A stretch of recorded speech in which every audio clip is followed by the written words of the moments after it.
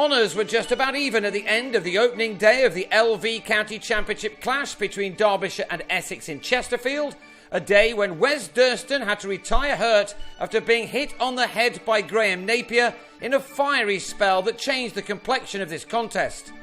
Wayne Madsen batted first after winning the toss at this delightful ground in Queen's Park, and he would have been viewing this day as a new start for his team, one which has had to deal with a lot of off-the-field problems from the outset, which has naturally not helped them on the field.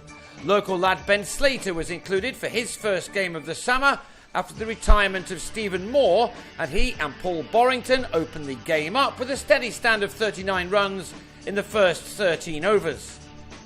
Borrington had made 23 of those when he was the first man to fall, strangled down the leg side by Tom Moore, giving James Foster the first of his 5 catches, having equalled a club record with 9 in his last outing. Some laughter followed when Ravi Bapara was given the ball. This was his first delivery, one that pitched somewhere near South Yorkshire, much to Jesse Ryder's amusement at slip. But Derbyshire weren't laughing when Moore then trapped Slater in front, his innings coming to an end after 82 minutes in which he'd scored 13 runs.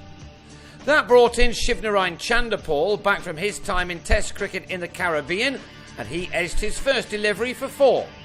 He'd made 15 on his return when he was LBW to Reece Topley, leaving the crease with his side on 80 for 3 and in a spot of trouble.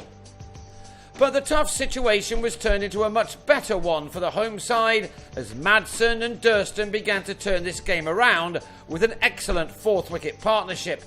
Madsen hasn't been at his very best this season, just 150 and 100 from 15 championship innings prior to this one emphasises that point, but here he looks back to his best. It cannot have been a very easy season for him thus far, but Derbyshire now have a chance to put their troubles firmly behind them and look to a more positive future. Durston was helping that.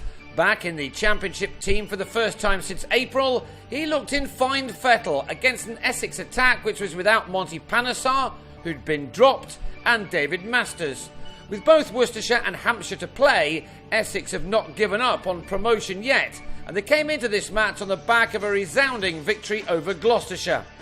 Durston and his captain were now holding them up as the home side were fighting back strongly.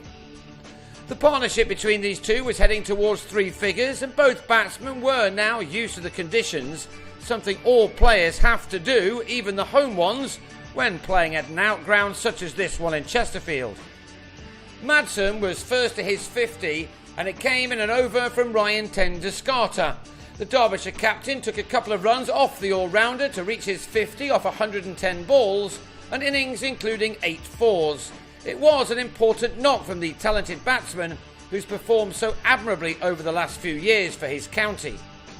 Durston reached his own half-century in real style with a 6 off Tim Phillips, given an outing in the championship side at the expense of Panesar for the first time this year. Durston had needed 82 balls for his 50. He'd also hit 8 fours as well as that maximum. These two took the total to 222 for 3 at tea, their partnership moving on to 142, and 4 more runs were added before, on 74, Durston took a fearful blow on the head, one which soon saw him head off to hospital. It was the moment that changed the day. Napier had decided to fire on all cylinders after the break, and 2 balls after Durston was helped from the pitch, the bowler had Alex Hughes taken behind by Foster. Gareth Cross then went on the attack against Topley, but pulled a short ball to Greg Smith after making just a couple. Napier then struck twice more in successive overs. David Wainwright fended a ball to Smith to go for 5, while Madsen's resistance was ended on 90 when he nicked off to Napier, meaning that Derbyshire had slipped from 226 for 3 when Durston was hurt to 255 for 7. That became 267 for 8 when Tony Palladino gave Foster yet another catch, this time off Bapara.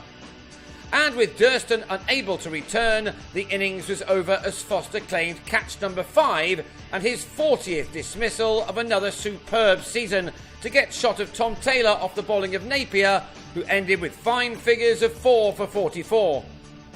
Derbyshire were all out for 275, the last 6 wickets earning only 49 runs, and that left Essex 11 overs to survive, but Tom Wesley lasted only 3 balls before he turned a delivery from Mark Footitt to Slater.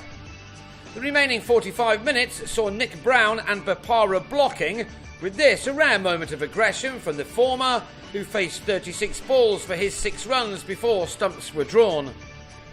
Clearly this is a pitch which helps a bowler who puts his back into his deliveries, and Essex will not be given runs on the second day.